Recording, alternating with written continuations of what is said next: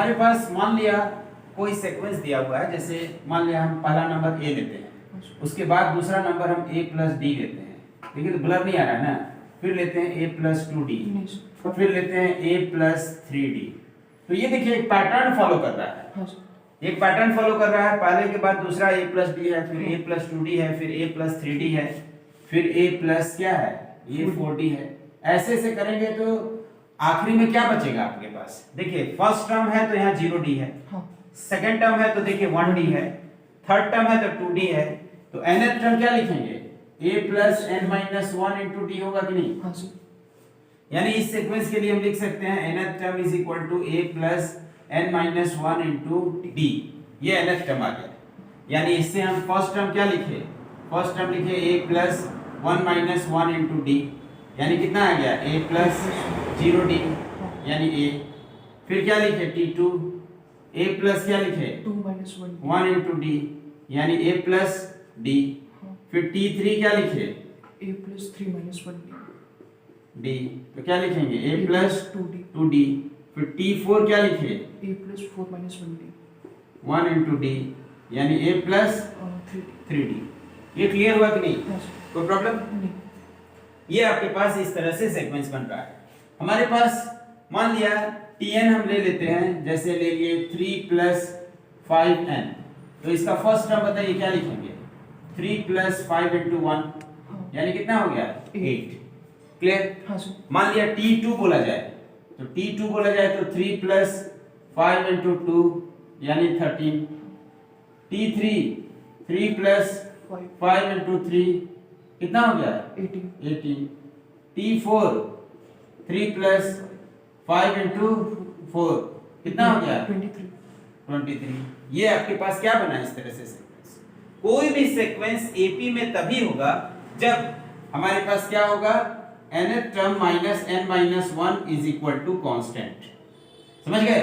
जैसे सेकंड से first term subtract करेंगे तो फिक्स टर्म आएगा, थर्ड से सेकंड टर्म करेंगे तो फिक्स टर्म आएगा, फिर फोर्थ से थर्ड टर्म करेंगे तो फिक्स टर्म आएगा। तो वही यानी n से n माइनस 1 करेंगे तो ये कांस्टेंट अगर आता है and this constant is d, और इसी को हम कहते हैं कॉमन डिफरेंस। ये हो गया कॉमन डिफरेंस। ये एपी का पहचानने का तरीका है कि अगर सेकंड टर्म से फर्स्ट को सब्ट्रैक्ट करेंगे तो d आएगा, थर्ड से सेकंड को करेंगे तो d आएगा, फोर्थ से थर्ड को करेंगे तो d आएगा। ये कॉमन डिफरेंस है। फॉर एग्जांपल मान लिया आपके पास कोई एपी ले लेते हैं, जैसे 2 4 6 8 एंड 10 ऐसे ऐसे। तो देखिए 4 माइनस 2 किए तो कितना आ गया 2, 6 माइनस 4 किए तो कितना आ गया 2, 8 माइनस 6 किए तो कितना आ गया 2। ये आपके पास पैटर्न बनते चला गया, कोई दिक्कत नहीं। तो इसको कॉपी कर लीजिए। चलिए अब आगे देखते हैं इसी में। तो अब हमारे पास मान लिया हमने देख लिया कि nth टर्म क्या है इसका a plus n minus 1 into D, देखिए क्लियर आ रहा है पिक्चर, हाँ ठीक है। a plus n minus 1 into D आ गया। ये सीक्वेंस का क्या हो गया एपी। ये ऐसे सीक्वेंस को कहते हैं एपी यानी अरिथमेटिक प्रोग्रेशन।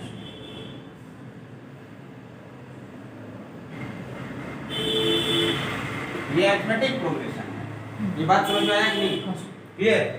अब हमारे पास अरिथमेटिक प्रोग्रेशन का पहचान समझ गए क्या होता है। इसमें कॉमन डिफरेंस क्या होगा, पहचानने का तरीका है tn minus 1 is equal to constant.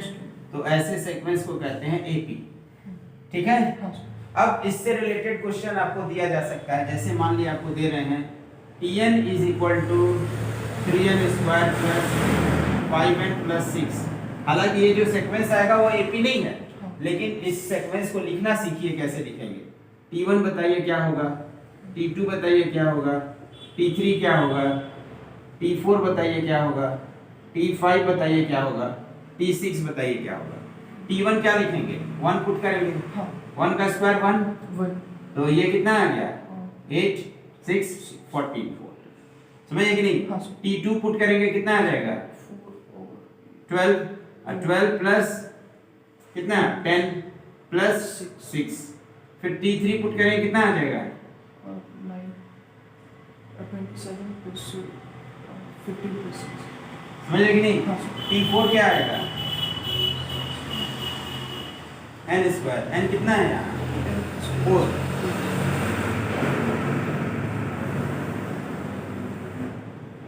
T5 क्या होगा 3 into 5 plus 4 प्लस 5 प्लस 6।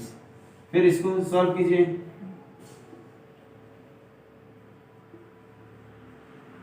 इसको सॉल्व कर लीजिए। सॉल्व करने पे आपके पास आ रहा है, यहाँ देखिएगा कि कॉमन डिफरेंस सेम नहीं, हाँ सर यहाँ T2 से T1 को सब्सट्रैक्ट करेंगे तो ये कुछ और आएगा, हाँ और T3 से T2 को कीजिए तो ये कुछ और आएगा। हाँ D1 D2 डिफरेंट आ गया, मींस ये AP में नहीं है। हाँ ऐसे भी पहचानने का तरीका है कि AP का जो nth टर्म होगा वो लीनियर फॉर्मेट में होगा, लीनियर इक्वेशन के फॉर्म में होगा। यानी nth टर्म कुछ इस तरह से होगा, an प्लस b के फॉर्म में होगा, समझे ना। हाँ सर। अगर ऐसे आ जा रहा है an square plus bn plus c not AP, ये AP है, क्लियर। हाँ सर। और ये AP नहीं है आपका, कॉपी कर लीजिए इसको।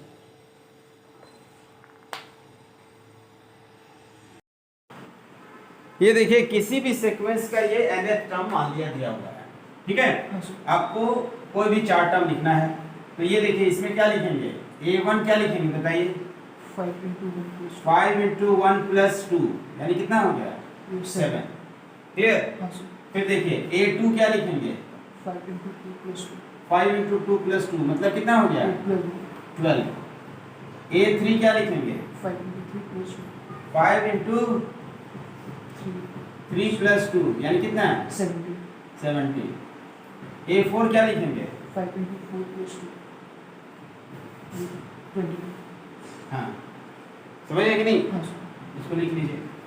फिर उसी तरह से an, इसके लिए क्या लिखिए a1 लिखिए, इसके लिए 2 into 1 minus 3 plus 4।